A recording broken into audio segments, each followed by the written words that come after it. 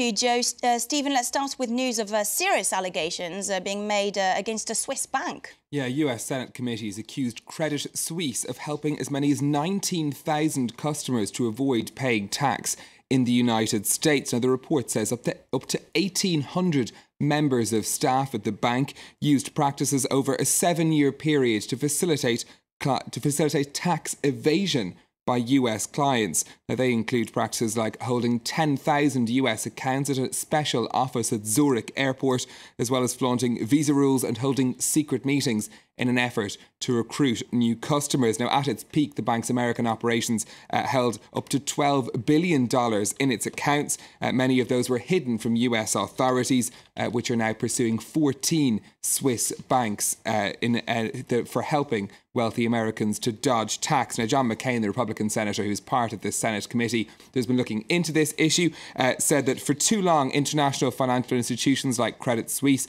have profited from their offshore tax haven schemes while depriving the US economy of billions of dollars in tax revenues by facilitating US tax evasion. Now, senators are expecting to hear from the bank during a hearing later today. This will be an issue that we'll be hearing plenty more of in the days and weeks to come. All right, let's focus on Ukraine now. The troubled country's finances are really bad. Indeed, and weighing quite heavily on this political crisis that's ongoing in the country. The leaders of Ukraine's revolution have apparently told EU diplomats they need €5 billion by Friday, or the country risks going bust. The International Monetary Fund, the most likely source of emergency funding, says it's ready to step in, but it does need to be officially asked to do so by the Ukrainian government. That, though, unlikely to happen until the expected parliamentary vote later this week. So they will really run down to the wire on this one. Let's take a look at the markets now, Stephen. Yeah, we're going to start on Wall Street. Didn't have such a great day on Tuesday after those bigger gains that we'd seen the previous day. Disappointing economic data on house prices and consumer confidence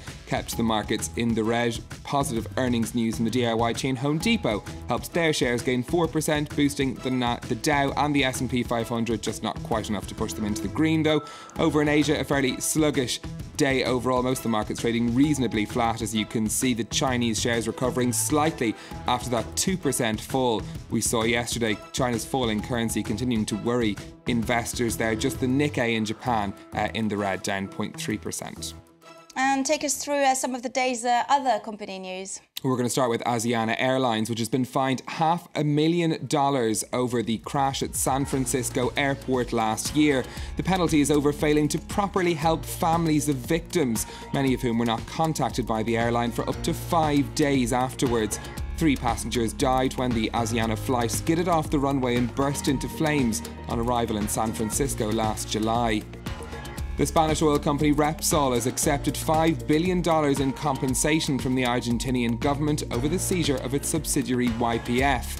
The payment, to be made in government bonds, is over Argentina's nationalisation of YPF, which was 51% owned by Repsol. The move in April 2012 had sparked international outrage from Spain and its EU partners. And the battle to buy French mobile operator SFR is heating up. Reports in the French media say its rival Bouygues could be interested in merging with the network. It comes after SFR's parent company Vivendi confirmed it had been approached by broadband operator Numericable over a potential deal to buy the mobile business. And finally, there's a big mystery in the finance world that's been resolved. This had been a subject of much gossip on Wall Street in recent years. A Twitter account known as Goldman Sachs Elevator Gossip. It was meant to contain comments by people who were travelling in the elevators of the Wall Street Bank. Came to huge prominence with 638,000 followers. Sample comments included, "I already know I'm going to hell, so at this point it's go big or go home." Another comment that we picked out was that you shouldn't retire until your money starts making more money than you made in your best year. So perhaps some comments that wouldn't keep many people happy with Wall Street bankers. Goldman Sachs had been trying to track down the person. They presumed it was an employee since this account began in 2011, but it was in fact an investigation by the New York Times that discovered that it was a man called John Lefebvre. He's an ex-Citigroup worker. He'd never worked at Goldman Sachs, who started this account and had been running it for the past couple of years. He says he started it as a joke. Goldman Sachs issued, though, its response when this discovery was made. It said, "We're pleased to report the official ban on talking in elevators has been lifted as a result of this discovery." So one mystery solved on Wall Street. Thank you very much, Stephen. That was Stephen Carroll with all of today's business news. And it's time now for our special series on the giant agriculture fair here in France. Every